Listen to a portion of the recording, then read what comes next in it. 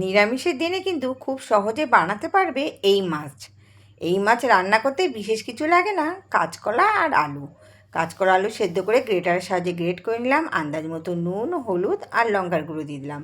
আর এটাকে বার্নিং ঠিক রাখার জন্য নিয়ে নিলাম বেসন। এবার সুন্দর করে মেখে একটা ডো তৈরি করে নেব হাতের সাহায্যে।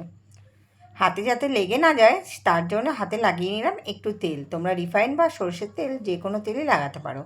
তো যাই হোক, আমি কিন্তু এবার মাছগুলোকে তৈরি করে নিচ্ছি, এই দেখো, হাতের সাহায্যে। আর এটা কিন্তু দেখতেও সুন্দর আর খেতেও ভালো লাগবে। এটা অনেক পুরনো একটা নাম, যেটা হচ্ছে কাঁচকলার কোপ্তা। কাঁচকলার কোপ্তাটা কিন্তু একদম নিরামিষ মাছের মতো করে বানালাম। আর তোমরাই দেখে বলো তো শেপটা মাছের মতো হয়েছে কি না। তো দেখো, সব কটা মাছ কিন্তু রেডি করে নিলাম। এবার আমি ভেজে নেব, একটা একটা করে সব কটা দিয়ে দেবো। এবার দিয়ে দেওয়ার পরে কিন্তু কোনো রকম টেনশন নেই, লেগে যাওয়া বা ধরে যাওয়ার কোনো রকম কোনো চান্স নেই। ওদিকে ভাজতে বসিয়ে দিয়ে দিলাম একটু বাদাম, আদা কুচি, টমেটো কুচি, লঙ্কা দিয়ে বেটে নেব। আর এইদিকে দেখো, মাছটা কিন্তু একদিকে ভাজা হয়ে গেছে, আরেক দিকটা ভেজে নেব। আর কি সুন্দর লাগছে দেখতে, তাই না? খেতেও এই অবস্থাতেও কিন্তু খেতে বেশ ভালো লাগবে, কারণ এর মধ্যে সব কিছু দেওয়া আছে।